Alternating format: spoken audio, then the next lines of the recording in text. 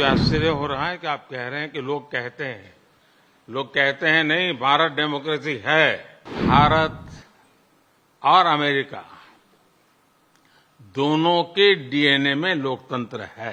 लोकतंत्र हमारी रगों में है। हमने सिद्ध किया है डेमोक्रेसी कैन डिलीवर। और जब हम डेमोक्रेसी को लेकर के जीते हैं तब डिस्क्रिमिनेशन का कोई सवाल ही नहीं उठता है। As you stand here in the east room of the White House, where so many world leaders have made commitments to protecting democracy, what steps are you and your government willing to take to improve the rights of Muslims and other minorities in your country and to uphold free speech? जो आश्चर्य हो रहा है कि आप कह रहे हैं कि लोग कहते हैं नहीं, भारत डेमोक्रेसी है। और जैसा राष्ट्रपति बाइडेन ने कहा, भारत और अमेरिका दोनों के डीएनए में लोकतंत्र है। लोकतंत्र हमारा स्पिरिट है। लोकतंत्र हमारी रगों में है।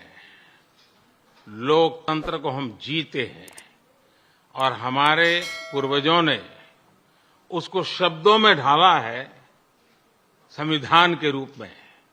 और हमारी सरकार लोकतंत्र के मूलभूत मूल्यों को आधार लेकर के बने हुए संविधान के आधार पर चलती है।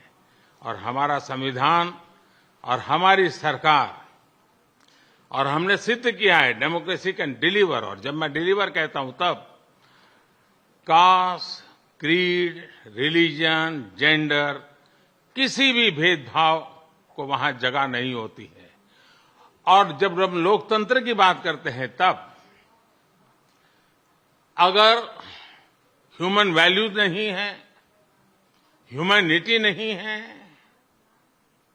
ह्यूमन राइट्स नहीं है, फिर तो वो डेमोक्रेसी है ही नहीं।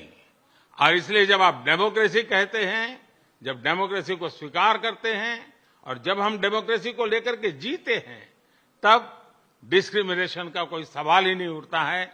और इसलिए भारत सबका साथ, सबका विकास, सबका विश्वास, सबका प्रयास, उन मूलभूत सिद्धांतों को लेकर के, और इसलिए हम चलते हैं।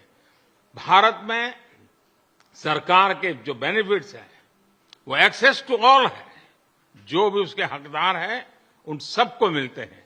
इसलिए भारत के लोकतांत्रिक मूल्यों में कोई भेदभाव नहीं है, न धर्म के आधार पर, न जाति के आधार पर, न उम्र के आधार पर, न भूभाग के आधार पर।